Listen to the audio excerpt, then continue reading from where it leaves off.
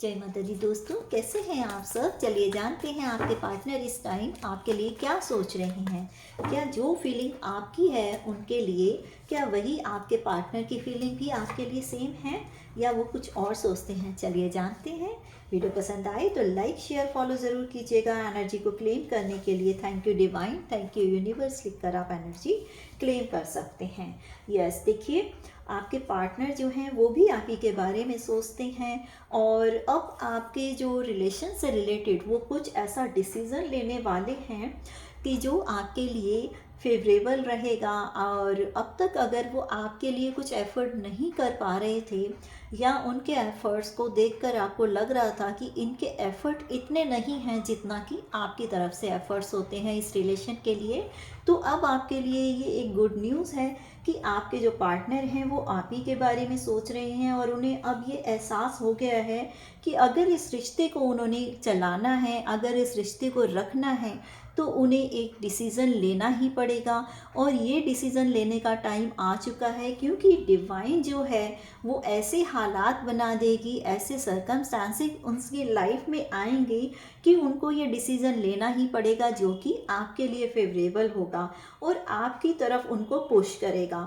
इस तरह से आपका जो रिलेशन बनेगा आपकी लाइफ में कुछ सेलिब्रेशन लेकर आएगा। हो सकता है वो आपको कुछ कमिटमेंट देने वाले हैं या आपकी एंगेजमेंट हो सकती है या फिर आपको वो प्रपोज करने वाले हैं अगर अब तक आपको उन्होंने प्रपोज नहीं किया है तो।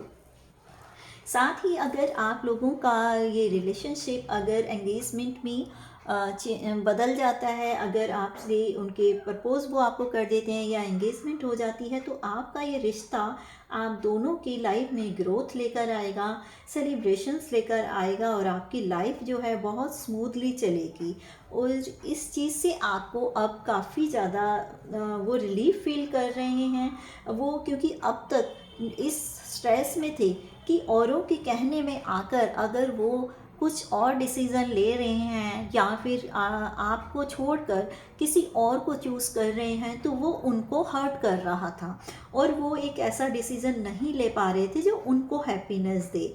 लेकिन उन्होंने इस बारे में अपनी फैमिली से बात की, डिस्कस किया और उन्हें ये फैक्ट बताया कि अब आप ही उनकी लाइफ है और आपके बिना वो नहीं रह पा रहे हैं। एक चीज़ आप देख रहे हैं कि ये भी सोर्ड का कार्ड है, ये भी सोर्ड का कार्ड है, डिसीज़न का ही कार्ड है। तो यहाँ अब वो जो डिसीज़न ले रहे हैं, आपके बारे में सोच रहे हैं, इन सब सिचुएशन को देखने के बाद ही उन्होंने वो स्ट्रॉन्ग डिसीज़न लिया है।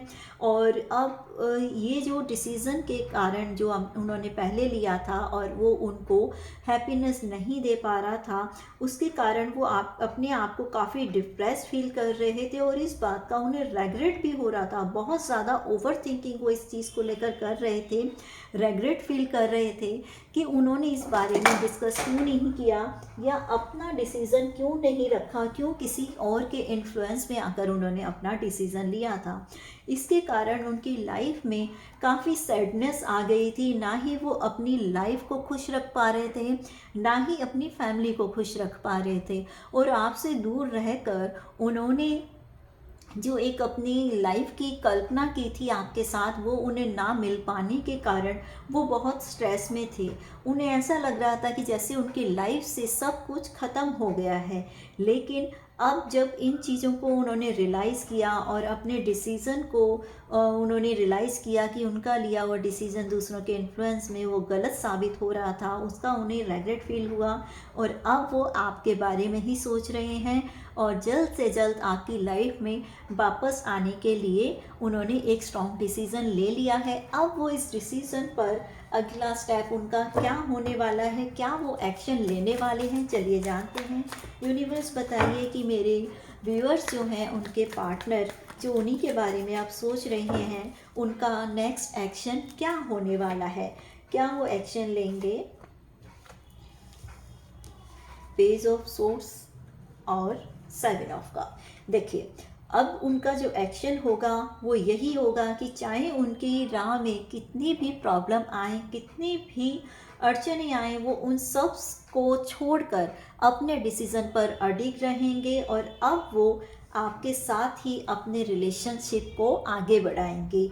ये उनका नेक्स्ट एक्शन होने वाला है। और छोटी मोटी चीज़ों से अब वो बिल्कुल नहीं डरने वाले हैं। बड़े से बड़ी प्रॉब्लम भी अगर उनकी लाइफ में आती है, अब वो उसका डटकर मुकाबला करने वाले हैं।